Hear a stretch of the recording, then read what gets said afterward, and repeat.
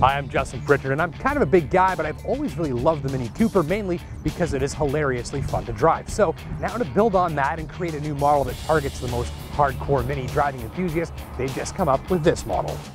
This is the Mini Cooper GP. It builds on the coveted John Cooper Works Mini with even more upgrades and hardcore hardware that turn the dial to 11 on performance and entertainment value. And if a quick look at the lower deckled up body doesn't give this machine's intentions away, a look underneath and on board will. Down here it's got shock absorbers that you can adjust with a wrench to fine-tune the handling to your favorite racetrack. The suspension is lower and stiffer, and behind those special wheels and the very special Kumo racing slicks are a set of brakes from the BMW 1M performance car, which deliver crushing stopping power, especially considering the GP's lightweight. That lightweight, by the way, is even lighter here because they've taken out the spare tire, the back seat, and even the cruise control, which is remarkable because the Mini Cooper wasn't even that heavy to begin with. Aerodynamic tweaks, including the rear carbon fiber spoiler and this splitter and these vents that help cool off the brakes, dial the performance up even further. And here's the heart of the beast. Simple really, 1.6 liter 4-cylinder with a bit of turbocharging and 211 ponies. That's not an enormous number on paper, but in a car scarcely larger than a wheelbarrow, that's some serious firepower. You can watch that acceleration on the giant dinner plate size speedometer up here, which sits just above the shifter for the 6-speed manual box, which of course is the only one offered.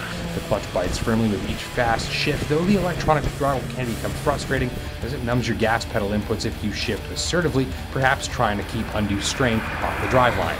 But engage the sport-enhancing GP mode from the traction control system and get to driving like a bit of a hooligan, and this thing shines. The immediacy, even abruptness to your inputs, use every touch of the pedals and every twist of the wheel to tell you that this is a serious performance car. That usual touch of slack in the controls you'll find on even the world's best sports cars is absent here.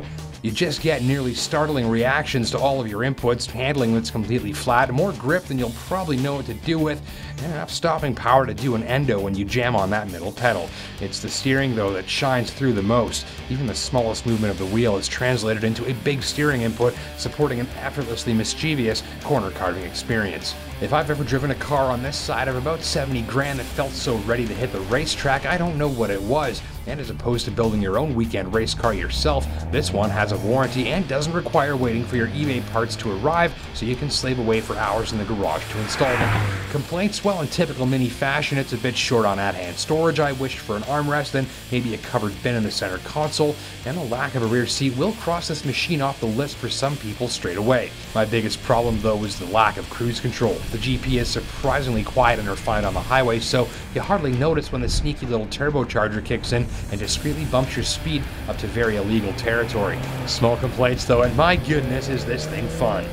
And that fun factor extends beyond the simple performance of the GP. I mean, the entertainment value in driving this thing hard is off the charts, but it's small enough that you can park it on your kitchen table, which means it's also fun to drive in the sense that you can snipe any parking space you want when you're going shopping, or dart easily in and out of even small spaces in traffic. But my favorite fun to drive thing about this car, well, you can just drive the pants off it all day long, it'll still turn in really good gas mileage. End of the day, shoppers after the foremost compact, hardcore front drive performance car on the road should check the GP out, and they should do it quickly, as there are only 50 units available for the Canadian market, pricing in the mid-40s. Thanks for watching.